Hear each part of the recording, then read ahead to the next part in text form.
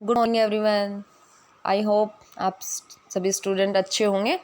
और जो कल की वीडियो मैंने अपलोड करी थी चैप्टर 8 मोशंस की, वो इंट्रोडक्टरी वीडियो थी हमारी और वो आपको अच्छे से क्लियर हो गई होगी। तो अभी हम उसी टॉपिक्स को कंटिन्यू करते हैं। रेस्ट और मोशन की डेफिनेशन भी आप सब बच्चों को अच्छे से क्लियर हो गई होगी। तो अभी जो हम नेक्स्ट है वो हम यहाँ से शुरुआत कर लेते हैं कि मोशंस है वो हमारा डिपेंड करता है कि हमने कोई ऑब्जेक्ट है वो किस तरह का पाथ है वो ट्रैवल कर रही है।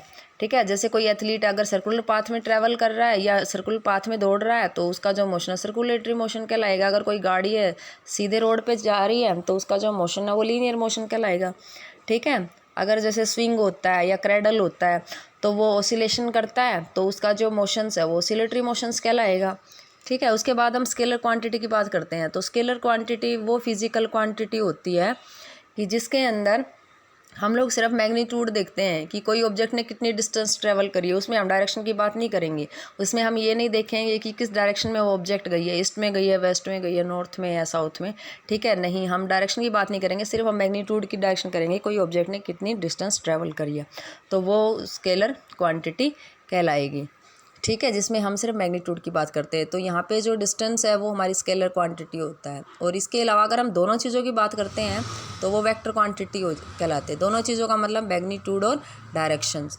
अगर हम दोनों चीज़ों को हम किसी मोशंस में हम लोग चेक कर रहे हैं तो वो हम वेक्टर क्वांटिटी की बात कर रहे हैं। तो डिस्प्लेसमेंट होता है वेक्टर क्वांटिटी और डिस्टेंस होता है वो स्केलर क्वांटिटी होता है, क्योंकि डिस्टेंस के अंदर सिर्फ हम मैग्नीट्यूड की बात करेंगे। ठीक है, तो डिस्टेंस और डिस्प्लेसमेंट को और अच्छे से हम इस डायग्राम से हम समझ सकते हैं। जैसे कि कोई स्टूडेंट है या कोई भी ऑब्जेक्ट है या कोई भी, जैसे कोई लड़का है, ठीक है, वो उसने एक पॉइंट ए है वहाँ से चलना शुरू करा और वो उसका ए उसका इनिशियल पॉइंट हो गया, बी उसका फाइनल पॉइंट हो गया और वो इस रास्ते से बी पॉइंट पे पहुंच गया। तो ये उसका जो एक्चुअल पाथ है ये हो गया। तो एक्चुअल पाथ जो उस बच्चे ने ट्रैवल करा है वो उसकी क्या कहलाएगी, डिस्टेंस कहलाएगी। ठीक है, लेकिन अगर वो इस रास्ते से भी तो बी पॉइंट पे आ सकता था, तो जो शॉर्टेस्ट पाथ है या शॉर्टेस्ट डिस्टेंस होती है इनिशियल और फाइनल पॉइंट के बीच में, वो क्या कहलाती है, डिस्प्लेसमेंट कहलाती है। ठीक है, तो डिस्प्लेसमेंट की डेफिनेशन भी आपको यहाँ से मिल गई थी कि displacement is the shortest path between initials and final point and this is the definitions of distance. ठीक है, तो यहाँ से आप लोग देख सकते हो कि डिस्टेंस है वो स्केलर है, इसमें डायरेक्शन नहीं होती है।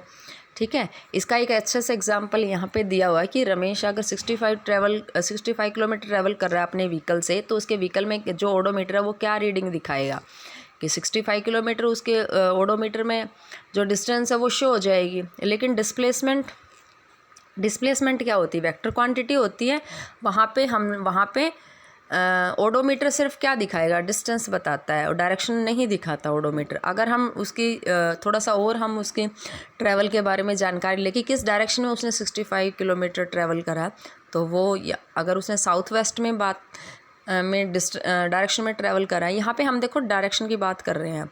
ठीक है, और 65 का मतलब है यहाँ पे मैग्नीट्यूड की। तो हम लोग अगर दोनों चीज़ों के बारे में बात कर रहे हैं तो हम लोग डिस्टेंस की नहीं, हम लोग डिस्प्लेसमेंट की बात कर रहे हैं।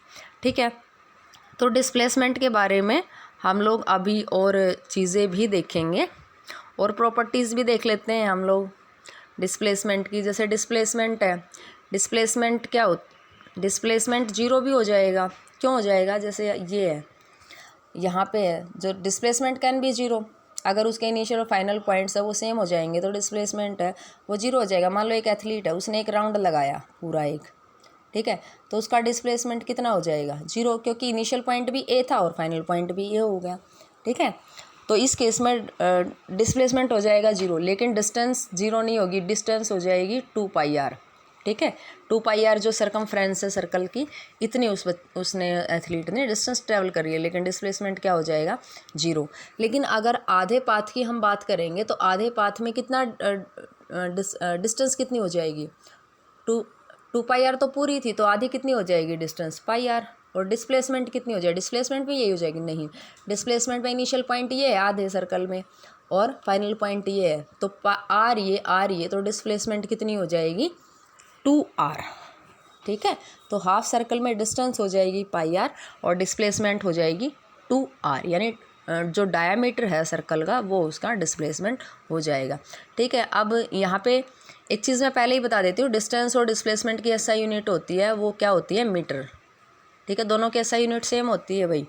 ठीक है, यहाँ पे हम देख सकते हैं, ये तो फर्स्ट पॉइंट है, दोनों की डेफिनेशन है वो हम पहले ही बता चुकी हूँ मैं। ये स्केलर क्वांटिटी होती है डिस्टेंस, डिस्प्लेसमेंट वेक्टर होती है। यहाँ पे नेगेटिव है, ये बिल्कुल गलत लिखा हुआ कि डिस्टेंस जीरो और पॉजिटिव हमेशा पॉजिटिव होएगी या जीरो होएगी। ठीक है, और ये क्या होती है, नेगेटिव भी हो सकती है, तीनों चीज़ें हो सकती हैं। ठीक है, तो डिस्टेंस है वही है, लीनियर पाथ में ही मानी जाएगी। और यहाँ पे लीनियर पाथ में जो है, लीनियर पाथ की अगर हम बात करेंगे, जैसे कि कोई बच्चा है यहाँ से लेकर यहाँ से चलना शुरू करा और उसने 5 किलोमीटर डिस्टेंस है वो ट्रैवल करी, तो इस केस में उस स्टूडेंट्स का या उस बच्चे का जो डिस्टेंस है वो भी 5 किलोमीटर हो जाएगा और जो उसका डिस्प्लेसमेंट है वो भी 5 किलोमीटर हो जाएगा। तो लीनियर पाथ में दोनों की वैल्यू सेम होती है भाई।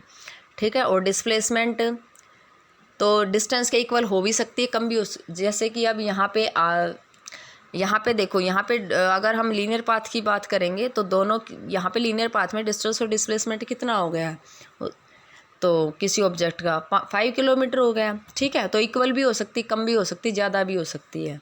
ठीक है, जैसे यहाँ पे कम हो गई, यहाँ पे 2πr होगी और यहाँ पे डिस्प्लेसमेंट क्या हो गया, 0, तो डिस्टेंस से कम हो गई। ठीक है, तो ये सर्कुलर पाथ में यहाँ हाफ सर्कल में आप लोग देख सकते हो कि जो डिस्टेंस है वो तो कितनी हो जाएगी, πr हो जाएगी, और डिस्प्लेसमेंट कितना हो जाएगा, 2r हो जाएगा। ठीक है, सेम जैसे हम लोग ऊपर डिस्कस कर चुके हैं।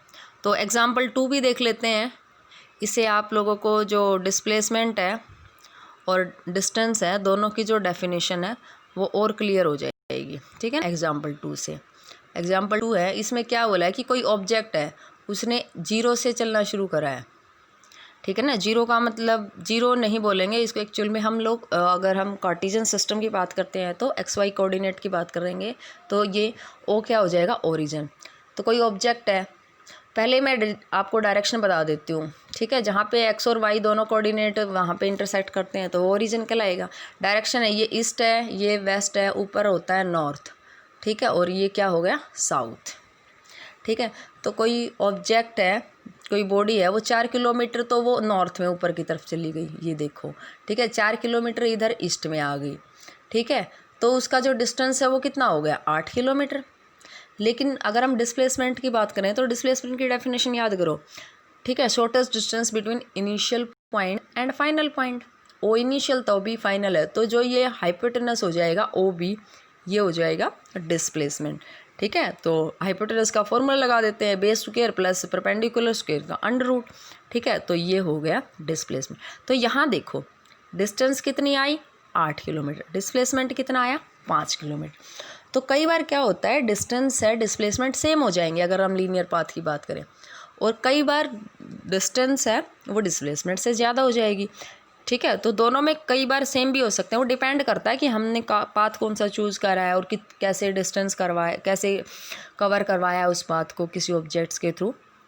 ठीक है, आई होप आप सबको ये जो